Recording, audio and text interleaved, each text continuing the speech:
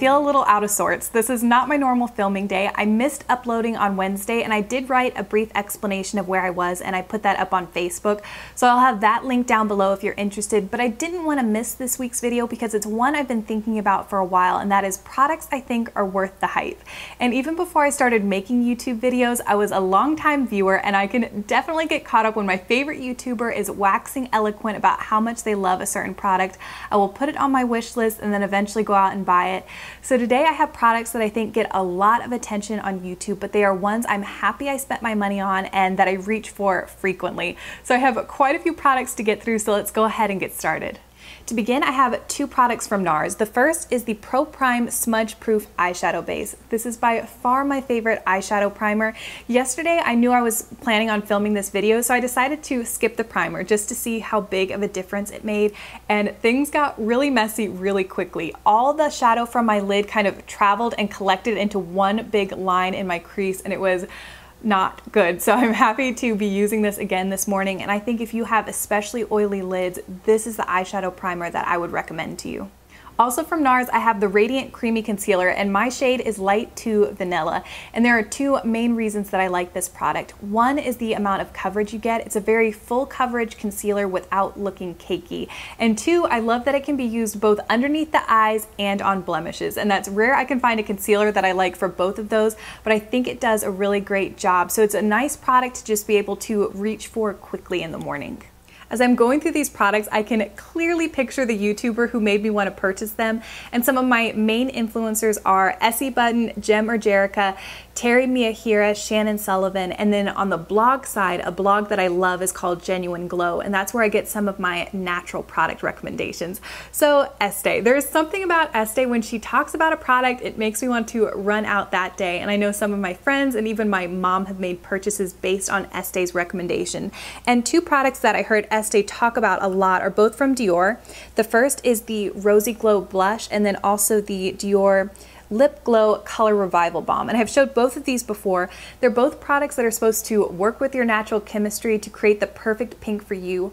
While I like them, one, I do like the pink shade that they turn, but they also help to really liven up my complexion. So if I'm having a day where maybe I'm not feeling that well or I didn't get enough sleep, Rosy Glow on the cheeks looks so pretty, very much like it's coming from within, which is kind of unusual for a powdered product. And then the Lip Glow helps with dry lips, and it also just creates a really pretty rosy tone to the lips. So these are both products I absolutely love and that I would recommend and that I'm happy I spent my money on. For brushes, the Real Techniques brushes get a lot of hype on YouTube, and I can see why. First, the price point is fantastic. I try to buy mine from Ulta when they're on special, and there are a lot of times buy one get one half off, so that's when I'll buy the kits. And then the quality of the brushes is fantastic. I have never had any issues with shedding, and they wash up beautifully. And I do think that I use a Real Techniques brush every single day when I'm applying my makeup.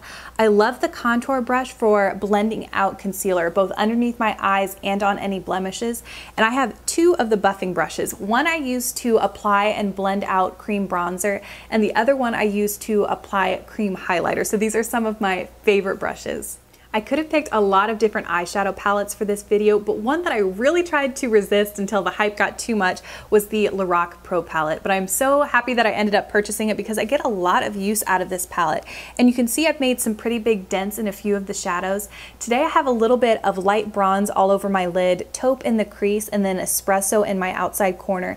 And I just love how shimmery and pigmented the bottom row is, and then the mattes blend out really nicely. So I think this is a beautiful palette, and I think in the perfect palette tag, I picked this. If I could only have one palette, this would be it. So the Lorac Pro, definitely worth the hype in my book. Next, I have more of an overall brand, and I don't think I've seen a skincare routine video recently that hasn't shown at least one First Aid beauty product.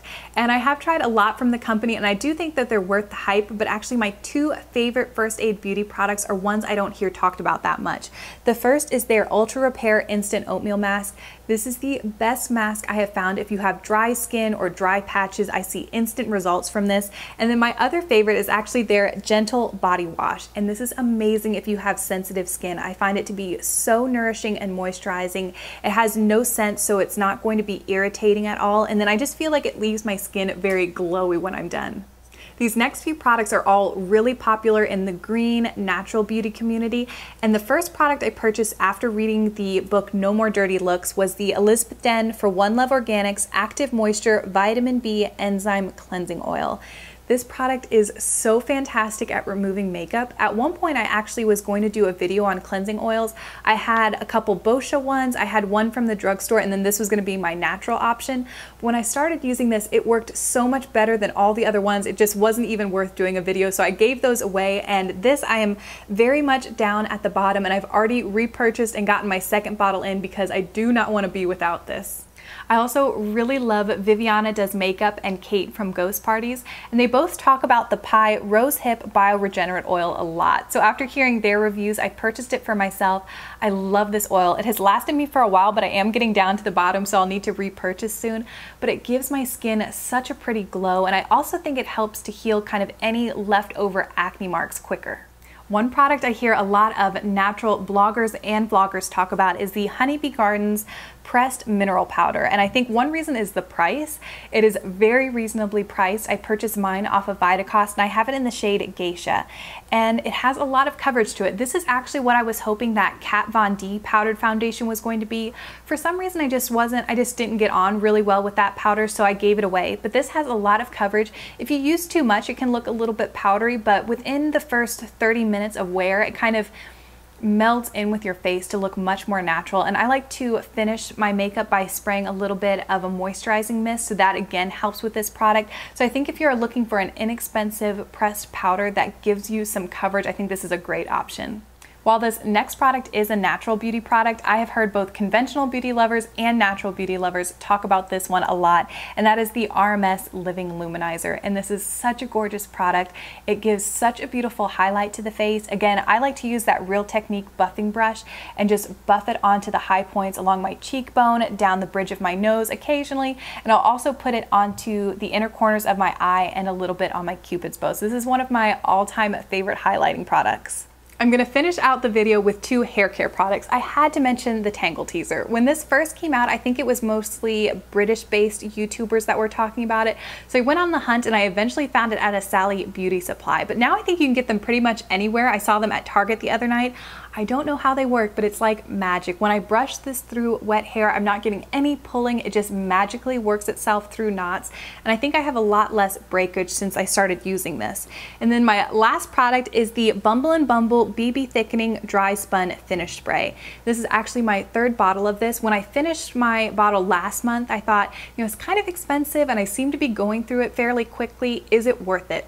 So for a couple weeks I didn't purchase it, and I have very fine thin hair, and I just thought my hair started to look a little bit limp. So I purchased this again, and it does give just a really nice fullness to my hair without it feeling like I have a lot of product in it, which I really like. I was keeping my eye on the time, and this video has run a little bit long, so I cut a few products, but maybe I will save them and do a second edition of this video at some point in the future. But I hope you enjoyed seeing products that I think are worth all the talk that they get on YouTube. I would love to know if you have any of these and if they lived up to the hype for you as well. But that is everything I have for today. As always, thank you so much for watching, and I will see you next week with a new video.